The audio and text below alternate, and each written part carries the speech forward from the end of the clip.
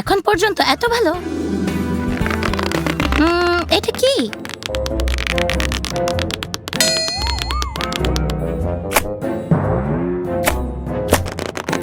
সত্যি এটি খনন করতে হবে। কতটা অস্বাভাবিক। 1 সেকেন্ড অপেক্ষা করুন লিলি। আমরা কি একটু বেশি চা খেতে পারি? অবশ্যই। আমাদের যা কিছু আছে তা দ্রুত থেকে মুক্তি পেতে হবে। আপনি ঠিক বলেছেন। ওখানে আপনি ওখানে যেতে পছন্দ করবেন।